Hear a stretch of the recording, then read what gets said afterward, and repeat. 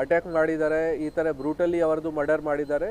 So ಯಾವುದು ನಮ್ಮ investigation ಪ್ರಕಾರ ಯಾವುದು ಪೊಲಿಟಿಕಲ್ ಆ್ಯಂಗಲ್ ಇಲ್ಲ. ಜೆಡಿಎಸ್ ಮುಖಂಡ ಎನ್ ವೆಂಕಟೇಶಪ್ಪ ಬರ್ಬರ ಹತ್ಯೆ ಪ್ರಕರಣದಲ್ಲಿ 48 ಗಂಟೆಗಳಲ್ಲಿ ಆರೋಪಿಗಳ ಬಂಧನ.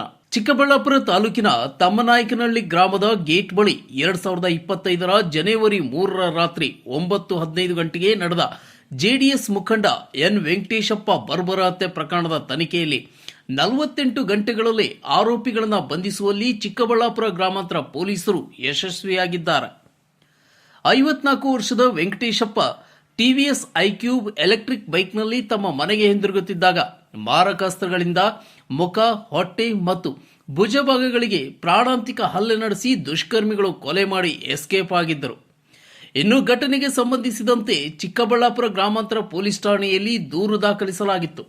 ಜಿಲ್ಲಾ ಪೊಲೀಸ್ ವರಿಷ್ಠಾಧಿಕಾರಿ ಕುಶಾಲ್ ಚೌಕ್ಸೆ, ಅಪರ ಜಿಲ್ಲಾ ಪೊಲೀಸ್ ವರಿಷ್ಠಾಧಿಕಾರಿ ರಾಜಾ ಇಮಾಮ್ ಕಾಸಿಂ ಮತ್ತು ಪೊಲೀಸ್ ಉಪಾಧೀಕ್ಷಕ ಎಸ್ ಶಿವಕುಮಾರ್ ಅವರ ಮಾರ್ಗದರ್ಶನದಲ್ಲಿ ವಿಶೇಷ ತನಿಖಾ ತಂಡವನ್ನು ರಚಿಸಿ ಆರೋಪಿಗಳನ್ನು ಕೇವಲ 48 ಗಂಟೆಗಳಲ್ಲಿ ಬಂಧಿಸುವಲ್ಲಿ ಯಶಸ್ವಿಯಾಗಿದ್ದಾರೆ.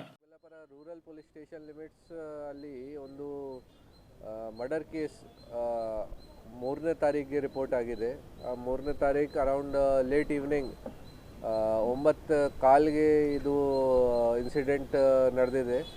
ಆ ಟೈಮ್ಗೆ ನಮಗೆ ಮಾಹಿತಿ ಬಂದಿದೆ ಕಿ ಒಂದು ಈ ಥರ ಬಾಡಿ ಸಿಕ್ಕಿದೆ ತಮ್ಮನಾಯಕನಹಳ್ಳಿ ಗೇಟ್ ಹತ್ತಿರ. ಸೊ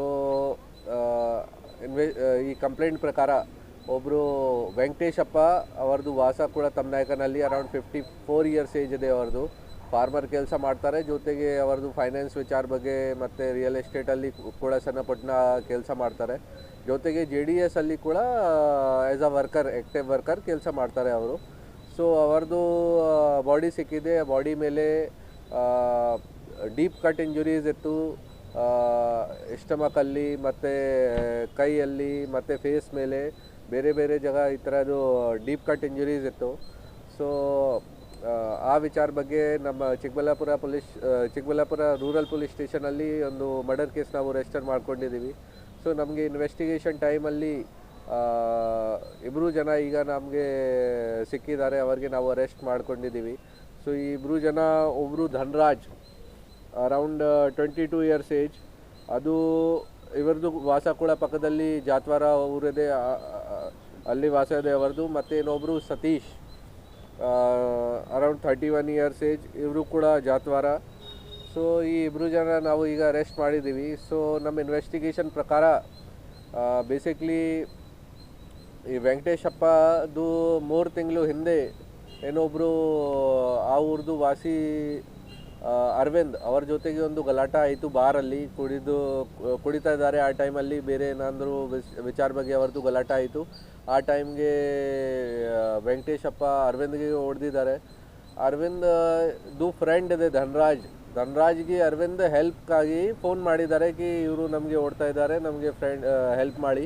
ಸೊ ಆ ಟೈಮ್ಗೆ ಈ ಧನ್ರಾಜ್ ಕೂಡ ಇವರಿಗೆ ಹೆಲ್ಪ್ ಮಾಡೋಕ್ಕಾಗಿ, ಸಹಾಯ ಮಾಡೋಕ್ಕಾಗಿ ಬಂದಿದ್ದಾರೆ ಬಾರ್ ಹತ್ರ. ಸೊ ವೆಂಕಟೇಶಪ್ಪ ಅವ್ರಿಗೆ ಕೂಡ ಹೊಡೆದಿದ್ದಾರೆ ಮತ್ತು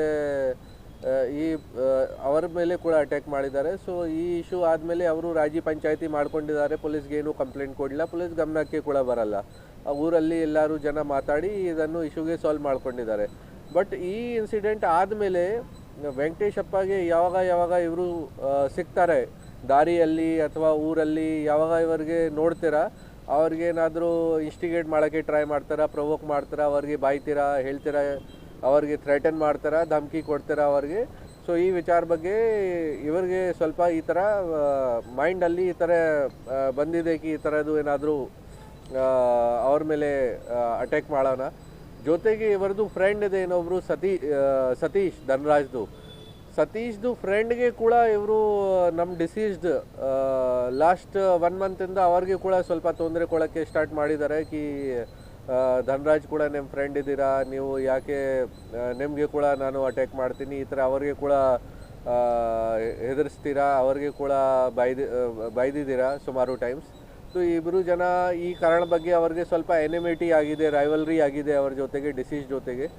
ಸೊ ನಮ್ಮ ಮಾಹಿತಿ ಪ್ರಕಾರ ಇವರು 1 ಜನವರಿಗೆ ಕೂಡ ಅವರಿಗೆ ಅಟ್ಯಾಕ್ ಮಾಡೋಕ್ಕೆ ಟ್ರೈ ಮಾಡಿದ್ದಾರೆ. ಆ ಟೈಮ್ಗೆ ಅವರಿಗೆ ಅವಕಾಶ ಸಿಗಲ್ಲ. ಅಥವಾ 3ನೇ ತಾರೀಕಿಗೆ ಇವರು ಯಾವಾಗ ತಮ್ಮನಾಯ್ಕಲ್ ಹಳ್ಳಿ ಗೇಟಿಂದ ಊರ್ ಸೈಡ್ ಬರ್ತಾ ಇದ್ದಾರೆ ಬೈಕಲ್ಲಿ, ಎಲೆಕ್ಟ್ರಿಕ್ ಸ್ಕೂಟಿಯಲ್ಲಿ, TVS iQ ಸ್ಕೂಟಿಯಲ್ಲಿ ಬರ್ತಾ ಇದ್ದಾರೆ. ಆ ಟೈಮ್ಗೆ ಇವರಿಗೆ ಹೋಗಿ ಫಾಲೋ ಮಾಡಿ ಅಡ್ಡ ಹಾಕಿ ಇವರಿಗೆ ಮಚ್ಚು ಮತ್ತು ಚಾಕುವಿಂದ ಅಟ್ಯಾಕ್ ಮಾಡಿದ್ದಾರೆ.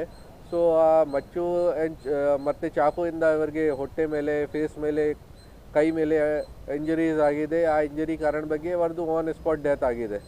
ಆ ಜಾಗದಿಂದ ಇವರು ಅಟ್ಯಾಕ್ ಆದಮೇಲೆ ಎಬ್ಸ್ಕಾಂಡಿಂಗ್ ಆಗಿದ್ದಾರೆ. ಸೊ ಅದೇ ಈಗ ನಮ್ಮ ಟೀಮ್ ಒಳ್ಳೆಯದು ಕೆಲಸ ಮಾಡಿದ್ದಾರೆ.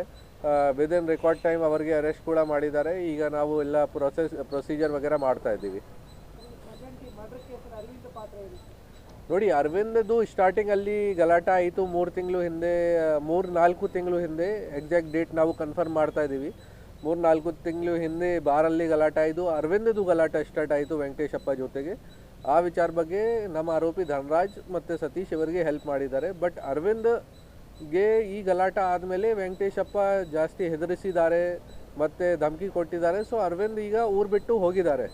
ನಮ್ಮ ಇನ್ವೆಸ್ಟಿಗೇಷನ್ ಪ್ರಕಾರ ಅರವಿಂದದು ಈ ಇನ್ಸಿಡೆಂಟಲ್ಲಿ ರೋಲ್ ಇಲ್ಲ.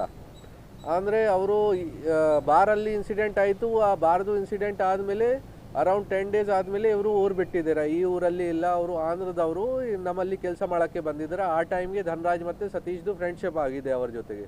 ಸೊ ಅವ್ರದ್ದು ಯಾವುದು ರೂಲ್ ನಮಗೆ ಈ ಟೈಮಲ್ಲಿ ಸಿಗಲ್ಲ. ಮತ್ತು ನಾವು ಎಕ್ಸ್ಟ್ರಾ ಸ್ವಲ್ಪ ಪ್ರಯತ್ನ ಮಾಡ್ತಾ ಇದ್ದೀವಿ. ಏನಾದರೂ ಬೈ ಚಾನ್ಸ್ ಅವರದ್ದು ರೋಲ್ ಇದೆ, ಫೋನ್ ಅಲ್ಲಿ ಮಾತಾಡಿದ್ದಾರೆ ಅಥವಾ ಏನಾದರೂ ಅವರಿಗೆ ಇನ್ಫಾರ್ಮ್ ಮಾಡಿದ್ದಾರೆ, ಈ ಥರ ಪ್ಲ್ಯಾನ್ ಮಾಡಿದ್ದಾರೆ, ಅದು ಕೂಡ ಒಂದು ಆ್ಯಂಗಲ್ ನಾವು ಚೆಕ್ ಮಾಡ್ತಾ ಇದ್ದೀವಿ. ಆರೋಪಿಗಳು ಧನರಾಜ್ ಮತ್ತು ಸತೀಶ್ ಎಂದು ಗುರುತಿಸಲಾಗಿದೆ.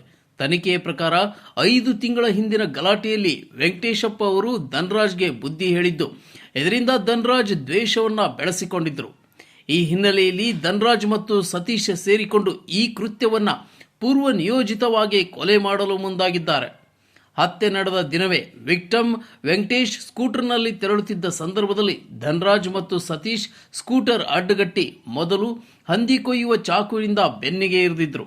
ನಂತರ ಹೊಟ್ಟೆ ಹಾಗೂ ಮುಖದ ಭಾಗಕ್ಕೆ 3 ಬಾರಿ ಹಲ್ಲೆ ನಡೆಸಿ ಸ್ಥಳದಿಂದ ಪರಾರಿಯಾಗಿದ್ದರು. ಪೊಲೀಸರ ಪ್ರಾಥಮಿಕ ತನಿಖೆ ಪ್ರಕಾರ ಈ ಹಿಂದೆ ವೆಂಕಟೇಶ್ ಧನರಾಜ್ ನಡುವೆ ಗಲಾಟೆಯಾಗಿದ್ದು, ಆ ಸಮಯದಲ್ಲಿ ವೆಂಕಟೇಶ್ ಹಲ್ಲೆ ಮಾಡಿ ಬೆದರಿಕೆಯನ್ನು ಹಾಕಿದ್ದ ಎಂದು ಆರೋಪಿಗಳಾದ ಧನು, ಸತೀಶ್ ಕೊಲೆಗೆ ಕಾರಣವನ್ನ ಸ್ಪಷ್ಟಪಡಿಸಿದ್ದಾರೆ. ಅದು ನೋಡಿ, ಇನ್ವೆಸ್ಟಿಗೇಷನ್ದು ಪಾರ್ಟ್ ಇದೆ. ನಾವು ರಿಕವರಿ ಆದಮೇಲೆ ಆ ವಿಚಾರ ಬಗ್ಗೆ ಕೂಡ ಒಪಿನಿಯನ್ ತಗೊಳ್ತೀವಿ. ಕಿ ಏನಾದರೂ ರೀಸೆಂಟಾಗಿ ಶಾರ್ಪ್ನೆಸ್ ವಗೇರೆ ಇನ್ಕ್ರೀಸ್ ಮಾಡಿದ್ದಾರೆ ಅಥವಾ ಏನಾದರೂ ಈ ಥರ ಪ್ರಿಪ್ರೇಷನ್ ಮಾಡಿದ್ದಾರೆ. ಸೊ ಆ ವಿಚಾರ ಬಗ್ಗೆ ಕೂಡ ನಾವು ಪರಿಶೀಲನೆ ಮಾಡ್ತೀವಿ. ಇವ್ರದ್ದು ಈ 2 ಜನದು ಯಾವುದು ಕ್ರಿಮಿನಲ್ ಬ್ಯಾಕ್ಗ್ರೌಂಡ್ ಇಲ್ಲ, ಯಾವುದು ಹಳೆ ಕೇಸಸ್ ಇಲ್ಲ ಇವ್ರ ಮೇಲೆ. ಅಬ್ಸ್ಕಾಂಡಿಂಗ್ ಆದಮೇಲೆ ಅವರು ಡಿಸ್ಪೋಸ್ ಮಾಡೋಕ್ಕೆ ಟ್ರೈ ಮಾಡಿದ್ದಾರೆ. ಬಟ್ ನಮಗೆ ಮಾಹಿತಿ ಇದೆ, ನಾವು ಎಲ್ಲ ರಿಕವರಿ ಮಾಡ್ತೀವಿ. ಪ್ರೊಸೀಜರ್ ಪ್ರಕಾರ ಎಲ್ಲ ರಿಕವರಿ ಮಾಡ್ತೀವಿ ನಾವು. ನೋಡಿ, ಅವ್ರದ್ದು ಪ್ರತಿದಿನ ಅದೇ ಥರದ್ದು ಅವ್ರದ್ದು ಡೈಲಿ ಲೈಫ್ ಇತ್ತು. ಅವರು ನಮ್ಮ ಡಿಸೀಸ್ಡ್ ಕೂಡ ಊರ್ದು ತಮ್ಮನಾಯ್ಕನಲ್ಲಿ ಗೇಟ್ ಇದೆ, ಅಲ್ಲಿ ಹೊರಗಡೆ ಅಂಗಡಿ ವಗೇರೆ ಇದೆ, ಮೆಡಿಕಲ್ ಶಾಪ್ ಇದೆ, ಮತ್ತು ಇದು ಊಟ ವಗೇರದ್ದು ಅಂಗಡಿ ವಗೇರೆ ಇದೆ, ಬೇರೆ ಬೇರೆ ಈ ಥರದ್ದು ಶಾಪ್ಸ್ ಇದೆ. ಸೊ ಅಲ್ಲಿ ಕೂತ್ಕೊಂಡು ಅವರು ಫೋನಲ್ಲಿ ಮಾತಾಡ್ತಾರೆ ಅಥವಾ ಬೇರೆ ಊರ ಜನರ ಜೊತೆ ಭೇಟಿ ಮಾಡ್ತಾರೆ. ಈ ಥರ ಅವ್ರದ್ದು ಪ್ರತಿದಿನದು ಅದೇ ಥರದ್ದು ಲೈಫ್ ಸ್ಟೈಲ್ ಇತ್ತು. ಜೊತೆಗೆ ಇವರು ನಮ್ಮ ಅಕ್ಯೂಸ್ಡ್ ಕೂಡ ಅಲ್ಲಿ ಪ್ರತಿದಿನ ಅವ್ರದ್ದು ಕೂಡ ಪ್ರತಿದಿನ ಏನಾದರೂ ಟ್ರಾನ್ಸಾಕ್ಷನ್ ಬಗ್ಗೆ, ಏನಾದರೂ ಕೆಲಸ ಬಗ್ಗೆ ಅಥವಾ ಏನಾದರೂ ಊಟ ವಗೇರೆ ವಿಚಾರ ಬಗ್ಗೆ ಅವರು ಪ್ರತಿದಿನ ಹೋಗ್ತಾ ಇದ್ದಾರೆ. ಸೊ ಅವ್ರಿಗೆ ಮೊದಲಿಂದ ಗೊತ್ತು ಕಿ ಇವರು ಈ ಜಾಗಗೆ ಪ್ರತಿದಿನ ಬರ್ತೀರ. ಇವರಿಗೆ ನೋಡ್ತಾ ಇದ್ದಾರೆ. ಆ ಟೈಮ್ಗೆ ಅವ್ರಿಗೆ ಗೊತ್ತು ಯಾವ ದಾರಿಯಿಂದ ಬರ್ತಾ ಇದ್ದಾರೆ. ಅವರಿಗೆ ಹೋಗಿ ನಮ್ಮ ಇನ್ವೆಸ್ಟಿಗೇಷನ್ ಪ್ರಕಾರ ಫ್ರಂಟಿಂದ ಅವರಿಗೆ ಹೊಡೆದಿದ್ದಾರೆ. ಹತ್ಯೆಯ ನಂತರ ಧನು ಮತ್ತು ಸತೀಶ್ ಬೆಂಗಳೂರು ಹಾಗೂ ದೇವನಹಳ್ಳಿ ಕಡೆ ಓಡಿ ಹೋಗಿ ಅಲ್ಲಿನ ಒಂದು ರೂಮ್ನಲ್ಲಿ ತಂಗಿದ್ದಾಗ ಪೊಲೀಸರು ಅವರನ್ನ ಬಂಧಿಸಿದ್ದಾರೆ. ಇಬ್ಬರನ್ನು ಸ್ಥಳ ಮಹಜರು ಮಾಡಿ ವಿಚಾರಣೆಗೆ ಒಳಪಡಿಸಿ ಪೊಲೀಸರು ಮುಂದಿನ ಕ್ರಮ ಕೈಗೊಂಡಿದ್ದಾರೆ. ತನಿಖಾ ತಂಡವನ್ನು ಚಿಕ್ಕಬಳ್ಳಾಪುರ ವೃತ್ತದ MCPI ಮಂಜುನಾಥ್ ನೇತೃತ್ವದಲ್ಲಿ ರಚಿಸಲಾಗಿತ್ತು. ತಂಡದಲ್ಲಿ PSI ಶರಣಪ್ಪ, ಹರೀಶ್ ಕುಮಾರ್, ರವಿಕುಮಾರ್, ವಿಜಯ್ ಕುಮಾರ್, ವೆಂಕಟೇಶ್ ಮೂರ್ತಿ ಸೇರಿದಂತೆ ತಾಂತ್ರಿಕ ಸಿಬ್ಬಂದಿ ರವೀಂದ್ರ ಕುಮಾರ್ ಮತ್ತು ಮುನಿಕೃಷ್ಣ ಭಾಗವಹಿಸಿದ್ದರು. ಅಟ್ಯಾಕ್ ಮಾಡಿದ್ದಾರೆ, ಈ ಥರ ಬ್ರೂಟಲಿ ಅವರದು ಮರ್ಡರ್ ಮಾಡಿದ್ದಾರೆ. ಸೊ ಅದು ನಮ್ಮ ಇನ್ವೆಸ್ಟಿಗೇಷನ್ ಪ್ರಕಾರ ಯಾವುದು ಪೊಲಿಟಿಕಲ್ ಆ್ಯಂಗಲ್ ಇಲ್ಲ.